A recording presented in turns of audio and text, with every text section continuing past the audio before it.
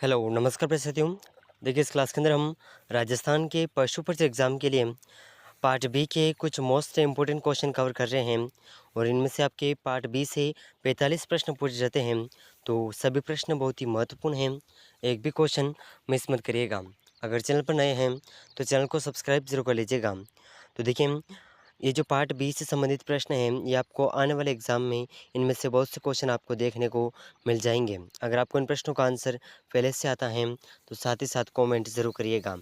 तो देखिए आज का क्वेश्चन नंबर 1 है, निम्नलिखित में से पशुओं के कानों में, पक्षियों के पैरों में और प्लास्टिक के जो छल्ले लगाना कहलाता है।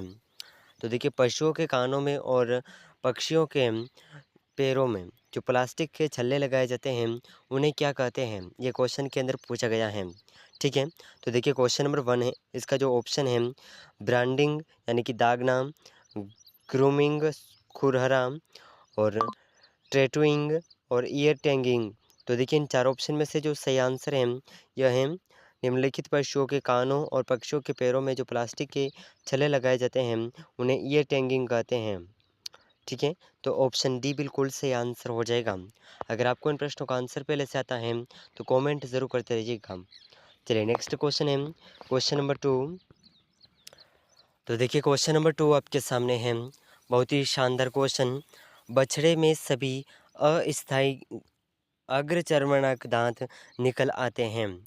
तो बछड़े के अंदर जो सभी अस्थायी अग्रचर्वणक दांत होते हैं वो कितने दिन की अवधि के अंदर निकल आते हैं, ये क्वेश्चन के अंदर पूछा गया है। ठीक है, तो देखिए इसका ऑप्शन है ऑप्शन 1 7 दिन, ऑप्शन 2 14 दिन, ऑप्शन 3 21 दिन, ऑप्शन 4 है 1 माह में। तो बछड़े के अंदर जो अस्थायी अग्रचर्वणक दांत हैं यह हम 1 माह के भीतर भीतर निकल आते हैं। तो ऑप्शन 4 बिल्कुल सही आंसर हो जाएगा।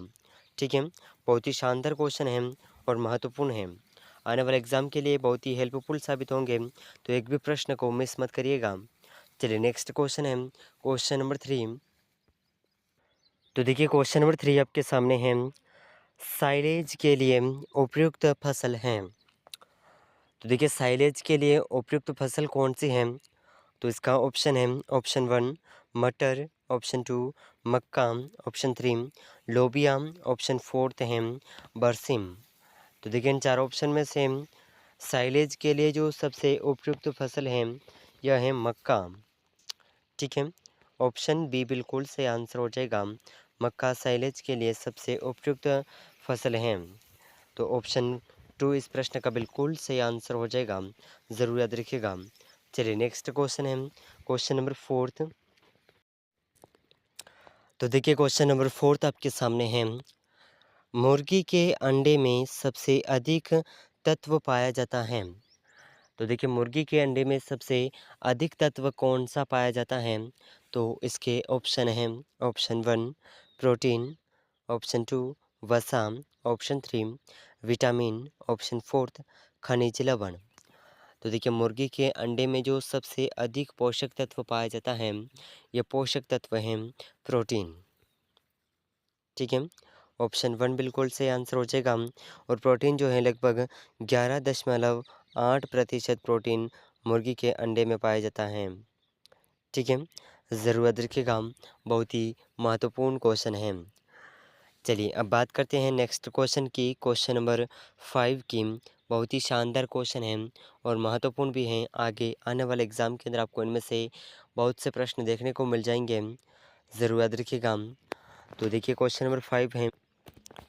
चलिए तो देखिए क्वेश्चन नंबर 5 आपके सामने है, बहुत ही शानदार क्वेश्चन। गाय की वह नस्ल जिसके दूध में वसा की न्यूनतम मात्रा होती है। तो देखिए गाय की ऐसी कौन सी नस्ल है जिसके दूध में वसा की न्यूनतम मात्रा होती है। तो देखिए इसके ऑप्शन हैं ऑप्शन 1 जर्सी गाय, option 2 Holstein Friesian, option 3 red रन, ऑप्शन 4 है थार पारकर। तो देखिए गाय की जो सबसे वसा वाली जो कम वसा की मात्रा वाली गाय की नस्लें हैं यह हैं होल्स्टीन फ्रीजियन। ठीक है, और सबसे ज़्यादा जो वसा है यह जर्सी गाय के अंदर पाई जाती हैं 3.5%। ठीक है, ज़रूर याद रखिएगा, बहुत ही महत्वपूर्ण क्वेश्चन है। तो देखिए नेक्स्ट क्वेश्चन है क्वेश्चन नंबर 6। चलिए तो देखिए क्वेश्चन नंबर 6 आपके सामने है। रेगिस्तान की प्रतिकूल दशा में भी अच्छा दूध उत्पादन देने वाली गाय की नस्ल है। तो देखिए आप सभी जानते हैं कि रेगिस्तान में बहुत गर्मी पड़ती है और ऐसी गर्मी में आमतौर पर पशुओं के अंदर दूध की कमी होती है, लेकिन फिर भी रेगिस्तान में इतनी गर्मी के बावजूद भी अच्छी मात्रा में दूध देना ऐसी कौन सी गाय की नस्ल है। तो देखिए इसका जो ऑप्शन है, ऑप्शन 1 है हरियाणा, ऑप्शन 2 थार पारकर, ऑप्शन 3 कांकरेज, ऑप्शन 4 है मालवी। तो इन चार ऑप्शन में से इस क्वेश्चन का ऑप्शन 2 बिल्कुल सही आंसर हो जाएगा। थार पारकर नस्ल ऐसी नस्लें हैं जो पूर्णतया रेगिस्तानी गाय की नस्ल हैं, ठीक है। बाकी गायों की नस्ल में मिलावट होती है, लेकिन ये जो नस्ल है थार पारकर नस्ल ये पूर्णतया रेगिस्तानी नस्ल है, ठीक है। तो इस प्रश्न का ऑप्शन 2 बिल्कुल सही आंसर हो जाएगा। चलिए नेक्स्ट क्वेश्चन है क्वेश्चन नंबर 7। चलिए तो देखिए क्वेश्चन नंबर 7 आपके सामने है। खूनी पेचिश रोग का रोग कारक है। तो देखिए खूनी पेचिश रोग का जो रोग कारक है ये कौन सा है। तो इसके ऑप्शन है जीवाणु, वायरस, प्रोटोजोआ, उपरोक्त सभी। तो देखिए खूनी पेचिश रोग का जो रोग कारक है ये हो जाएगा आपके ऑप्शन 3 प्रोटोजोआ, ठीक है। प्रोटोजोआ ज़रूर याद रखिएगा, बहुत ही महत्वपूर्ण क्वेश्चन है। चलिए नेक्स्ट क्वेश्चन है क्वेश्चन नंबर 8। चलिए तो देखिए क्वेश्चन नंबर 8 आपके सामने है। बहुत ही महत्वपूर्ण प्रश्न है और एग्ज़ाम के अंदर इम्पोर्टेंट क्वेश्चन है, ठीक है। इम्पोर्टेंट क्वेश्चन है, ज़रूर याद रखिएगा। तो देखिए क्वेश्चन इस प्रकार है। 20वीं पशु जनगणना के अनुसार भारत में पशुओं की संख्या कितनी है।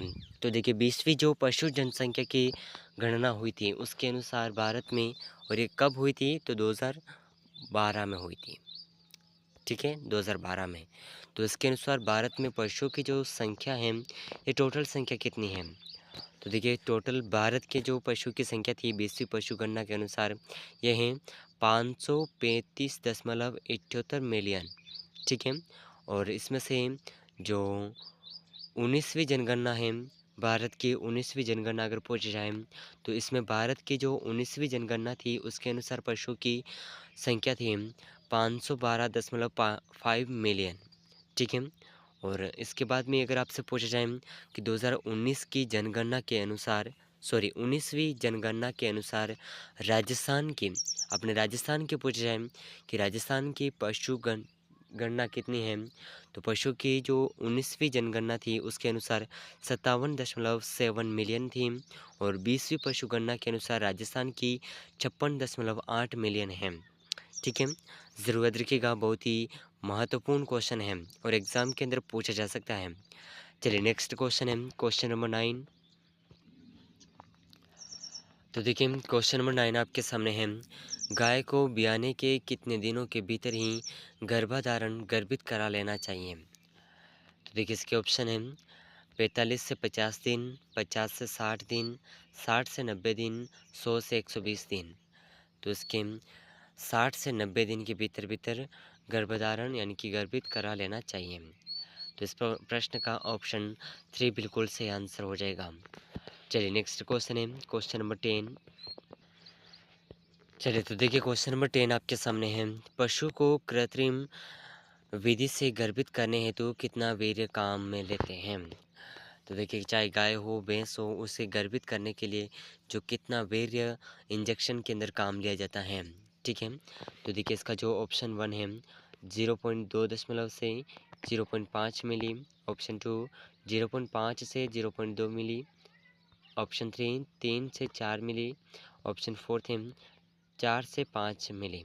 तो देखिए इन चारों ऑप्शन में से जो सही आंसर है ये सही आंसर हो जाएगा ऑप्शन 2 0.5 से 2.0।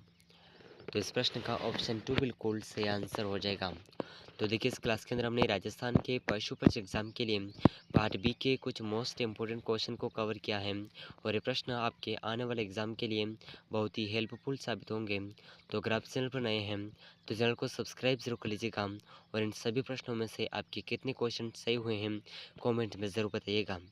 तो मिलते हैं अगले महत्वपूर्ण प्रश्नों के साथ में, तब तक के लिए जय हिंद, जय भारत।